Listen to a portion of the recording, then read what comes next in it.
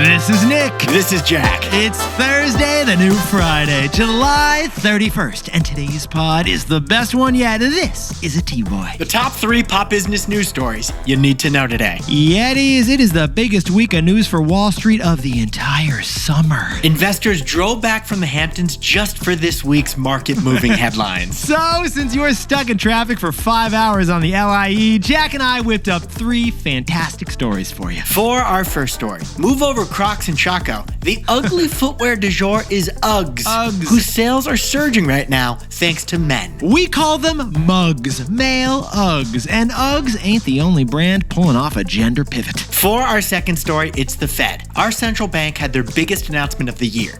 They are not cutting interest rates. So Jack and I will tell you why the Fed won't do what everyone in America wants it to do. And our third and final story is Ozempic. The maker of Ozempic saw its stock plummet 30% this week. It's down 65% in 1 year. And it's all because inventing is different from winning. But Yetis, before we hit that wonderful mix of stories. Oh, fantastic mix of stories. Love the mix, Jack. We want to talk about a marketing collab like no marketing collab we've ever seen before. Because this is a collab between enemies? Here's the news. Reese has just partnered up with its sugar-rich rival, Oreos. We're talking the 2 biggest candy companies on Earth just hooked up, baby. Hershey's and Mondelez, together they launched Reese's Oreo. Jack, what is this, like a corporate hate flirt? It's enemies with benefits. This shocking Oreo Reese's marriage is actually 2 product launches, 2 unprecedented sweets. You got Reese's Cups with an Oreo cookie inside, and then an Oreo cookie with a Reese's peanut butter inside. Honestly, sounds delicious. I've made this remix at the McDonald's McFlurry. I've been like, no, I want Oreos and Reese's Pieces. Jack, it said they took them 2 years to come up with this. Feels like we could have whipped this up in 10 seconds. But it does come with 2 times as many calories per serving. But Jack, when we add it all up, I mean, this is kind of like if Coke and Pepsi made a soda together. Or if Ford and Chevy whipped up a pickup together. Or it's like if Regina George and Katie launched a pink lipstick for the plastics. So why are they doing this? Because when the going gets tough, the tough get merging. Because grocery prices are up and snack sales are down. But together, this Reese's Oreo Franken candy combo, it catches your attention, doesn't it? And honestly, that's all that matters when you're fighting in the attention economy. So which rivals should collab next to get our attention? I mean, Jack, if Cheez-It and Goldfish had a baby together? I'd serve that to my baby, Nick. Jack, can I get a Cookie Crisp Frosted Flakes collab for the Yetis out there? Frosted Cookie Crisp. Hit us up in the comments about which frenemies should collab next. And Jack, let's hit our 3 stories. 15 years before this song, 2 boys from the Northeast met in the dorm. They had an idea that caused a cultural storm. It's the best one yet, but the best is the norm. Jack, Nick, that's it. I don't even think they need to practice. 50%, that's a fat tip. T-Boy City on your list. If you know, you know, cause we ready to go. We can't wait no more, so just start the show. Start the show. For our first story, Uggs sales are surging right now, but it's not for the reason you'd expect. Men are buying Uggs at record levels for themselves. Uggs is playing the gender growth hack. All right, Jack, let's open up the closet over here. I got Crocs, Hokas, Birkenstocks, maybe a couple pairs of Chacos, or is it Chocos? To be clear, you don't have any of those. No, I don't have any of them. I know that you would never buy any of those brands for yourself. It's not my vibe, I'm sorry. I'll be clear, I have 3 out of the 4 things you just said. And that's why I love you, Jack. But the last few years, they have been beautiful for the ugly footwear industry. But the OG of controversially chunky shoes is Uggs. Uggs. Invented by an Australian surfer back in the 1970s, Uggs should be an episode of TBIY. Yeah, we got to do a whole episode of the best idea yet on these guys. Leather on the outside, sheepskin on the inside.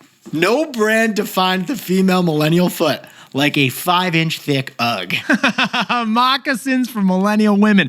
If there was a Sweet 16, yeah, you were wearing them. You know, I've never put my foot in an Ugg. Well, Jack, we're just playing the reverse Uno card today because I did have a pair in high school. Oh, you did? Okay. Now, Uggs got acquired by Decker Outdoor Brands in 1995 for just $15 million. That's it. because it was before Paris Hilton and Oprah blew up the brand. It was a steal because 30 years after that acquisition, Uggs is now Deckers' best-selling brand. 51% of the company's revenues are now Uggs. And yeah, your sister does still have her first pair. And here's the news. Uggs sales rose by 19% last quarter, bringing the 12-month sale amount to $2.5 billion. Jack, could you please sprinkle on some footy context for us over there? That's annual sales half as big as Crocs, but more than Birkenstocks. And 10 times greater than Allbirds. But the real news that Nick and I noticed, not how many Uggs are being sold, but to whom Uggs are being sold. Get this, men are driving the Uggs uplift. Or as we call them, mugs. Male Uggs mugs. Ugg sales to men are the biggest driver of growth at the company, and that's why Deckers stock is up 6% this week. Okay, Jack, what was the fascinating line we noticed in the Deckers earnings call? Ugg sales to men rose 38% last quarter, which is twice as fast as the Uggs brand overall. Ladies, stick your boots in the closet because the Ugg suede slipper for men is winning with dudes apparently in countries across the world. And it makes sense. I've never touched an Ugg, but isn't it just basically a bathrobe for your bare feet? Yeah, that's what it is, Jack. Sounds delicious. Also, Jack, we should point out the top trending Ugg shoe right now is called the Tasman shoe. It literally has the word man in the name. Now, interestingly, Jack and I should point out, Uggs dipped into the male gaze 14 years ago, right, Jack? Remember when Tom Brady was a sponsored Uggs man? But Tom was associated with performance back then, so it was kind of considered lame that Tom was slipping into Uggs. But today, Post Malone and his 70 tattoos wear Uggs on stage while dropping beats before his majority male audience. And Timothy Chalamet wore man Uggs, mugs, courtside at a Knicks playoff game just this year. Courtside while courting a Kardashian. Mugs. So, Jack, what's the takeaway for all our buddies buying Uggs? We're in the middle of a testosterone twist.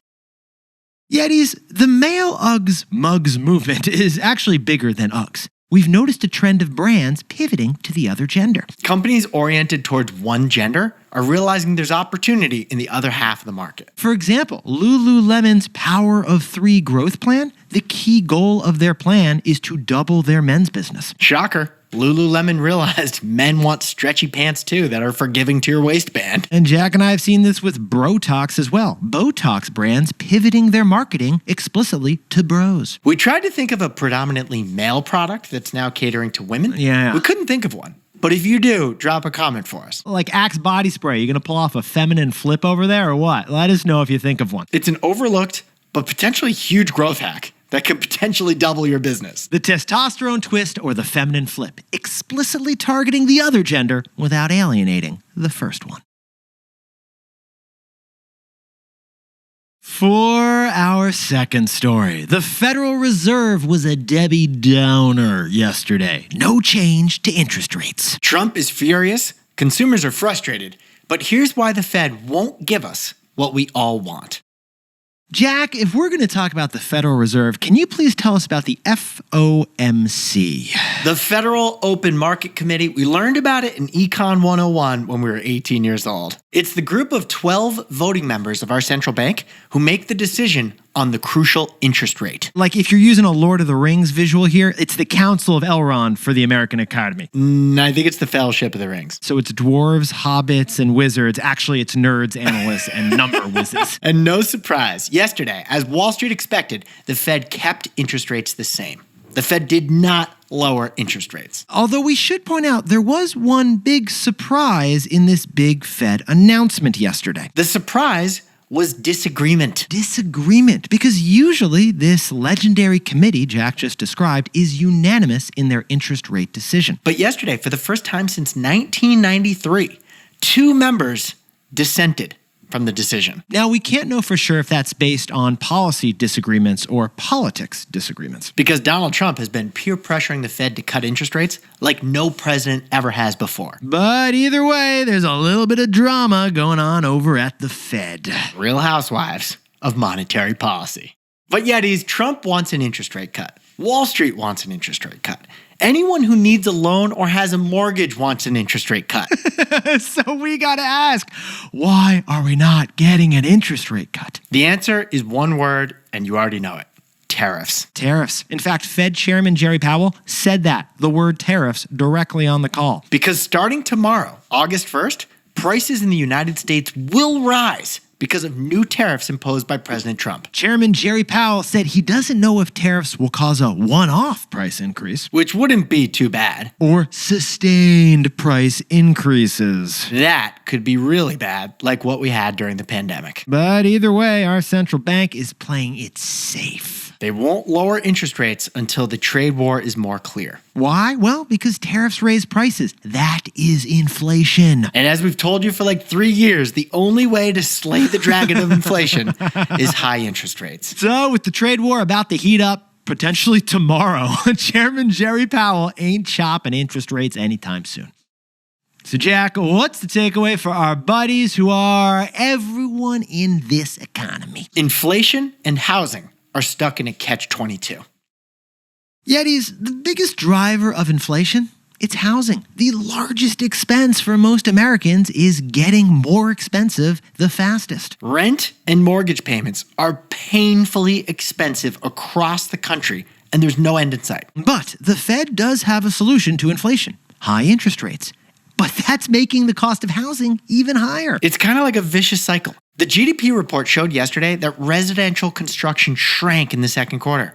Builders aren't building more houses because building requires loans, and interest rates are just too high to do that. And that's the catch. You see, we need inflation to come down, but that won't happen until we get more housing. But we won't get more housing unless interest rates come down. But Jack, we won't get interest rates to come down unless inflation comes down. And now we're right back where we started, I think. So inflation, it's actually a catch-33 because there's 3 factors all at odds with each other: inflation, housing, and interest rates. Oh, by the way, let's throw in tariffs as well. There's another variable for you. It's incredibly complicated, but it boils down to this: inflation and housing are stuck in a catch-22. Hey Yetis, if you're a bestie, take a sec and hit that subscribe button. And like this video while you're at it. If you leave a comment, by the way, we'll read it. For our third and final story, the inventor of Ozempic and Wegovy and the booming business of weight loss shots has squandered its lead. Novo Nordisk invented the biggest product of the last half-decade, but its stock has fallen 64%. Yetis, Jack and I would love to have dinner at Noma, the #1 restaurant in the world, located in Denmark. Yeah, Copenhagen, right? That has nothing to do with this story other than Denmark, because 1 year ago, Novo Nordisk was the pride of Denmark. The headlines about Denmark's pharmaceutical company were gorgeous. Yeah, why don't you read some of them to us, Jack? Here's one from 1 year ago. Novo Nordisk invests $4 billion in the United States to expand its weight loss drug production. Here's another one. Weight loss drug Wegovy is approved officially in China. And here's a third one. How Novo Nordisk became Europe's most valuable company. Jack, I heard Ozempic makes you taller than 6 feet and smell like a unicorn. Not a headline, just a rumor. I can't explain that one, but I can explain how Novo Nordisk became Europe's most valuable company, Nick. Yes, you can, Jack. It's the Ozempic effect. Uh-huh. It's the Wegovy wave. Because besties, both of those GLP-1 drugs that Novo Nordisk developed, it also got FDA approval for first. Novo Nordisk was first in a breakthrough technology that could change the world. Ozempic, it's like AI, but for your body. But the latest headline from the Financial Times, here it is. How Novo Nordisk lost its lead in the weight loss race. Because get this, after falling 30% this week, which was shocking, Novo Nordisk is now down 64% in the last year. And they fired their CEO for the whole situation. So we have got to ask Yetis, how did Novo Nordisk blow its lead in GLP-1 drugs like the 2008 New England Patriots? New York Giants reference? Oh yeah, Jack, they were winning and then they lost. We found a few key mistakes. The first one, production procrastination. Novo Nordisk did not ramp up production to meet the rising demand. So there was a shortage of their GLP-1 drugs for over a year. And according to the FDA rules, if a drug is in a shortage, then rivals are allowed to do knockoffs. And Hims and Hers did exactly that. They offered a knockoff version of Ozempic and Wegovy for 80% lower prices. Ozempic dupes. The second issue, actually ironically related to prices, is prices. Novo Nordisk simply set their price too high. $1,000 to $2,000 a month? That is almost the price of rent. It's actually 5 to 10 times higher than the Hims and Hers version and 2 to 4 times higher than their rival Eli Lilly's version. And finally, Novo Nordisk failed to hook up with health insurance companies. And pricing, it would have been less of a concern if it had been covered by insurance. Reaching deals with health insurance companies is the unsexy blocking and tackling of the pharma industry. All right, so Jack, I'm looking at the whiteboard here. Procrastination, pricing, and insurance. That's why the creator of Ozempic ironically shrank like their drug makes their patients. Ozempic lost market weight, literally. So Jack, what's the takeaway for our buddies who are watching Ozempic? The inventor isn't always the winner.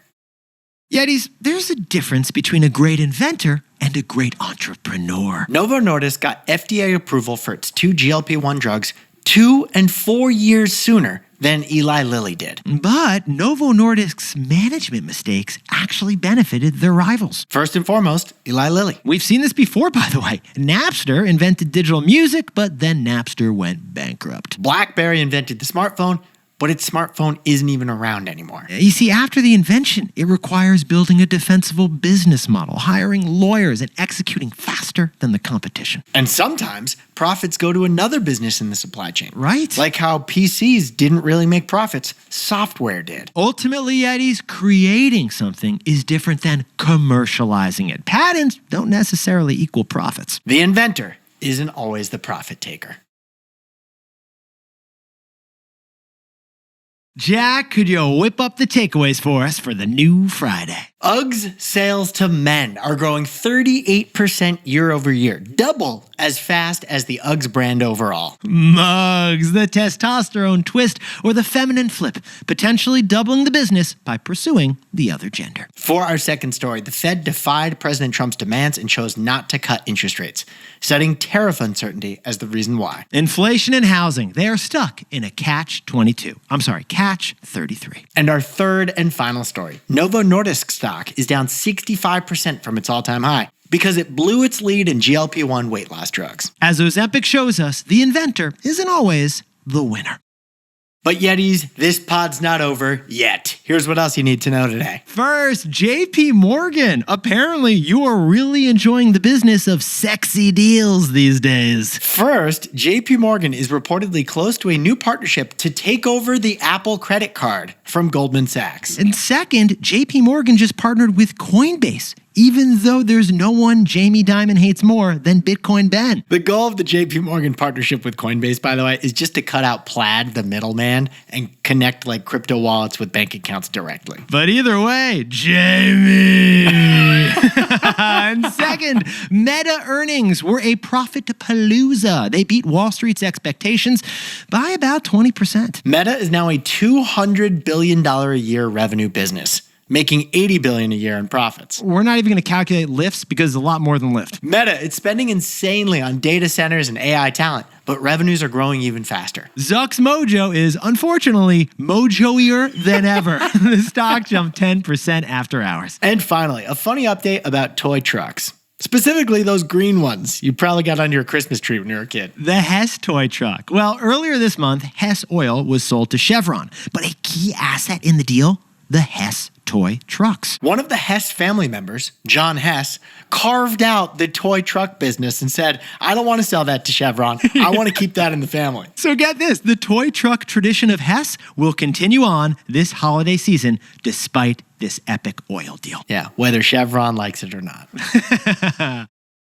Now time for the best fact yet. This one sent in by Esther Rum from Zug, Switzerland. It's also celebrating the 10th birthday of Ethereum, the number 2 crypto. So we have to ask, how did Ethereum get its name 10 years ago? Here's how. Vitalik Buterin, the creator of Ethereum, found the name Ethereum while browsing Wikipedia for sci-fi words. That's right. He just liked the name Ethereum because it sounded futuristic and included the word ether. Which is a nod to the invisible substance once believed to fill space. Or as Yoda would call it, the Force.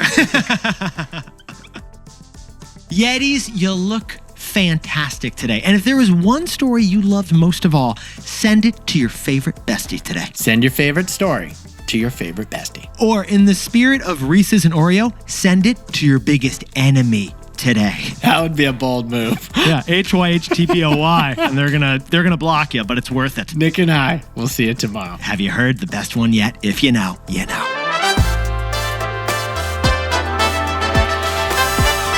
And before we go, a happy 29th birthday to Chase, hanging out in Cleveland, Ohio, the Rome on the lake. And congratulations to Donovan Baltich, who just monetized their YouTube channel down in Lakeland, Florida. And a shout out to Yeti's Nina and Golby, who, Jack, I just ran into today. They love the best idea yet, and they happen to be the best psychiatrist and best executive coach in the Bay Area. Are they available? Because I could use both of those things. We got some strategy ideas we got to run by you guys. Thanks so much for being besties. And to anyone else celebrating something today, make it a T-Boy. Celebrate the wins. This is Jack. I own stock of Crocs and Birkenstocks. Nick owns stock in Lululemon. We both own stock in Apple. And Nick owns some Ethereum. Ethereum, named Ethel.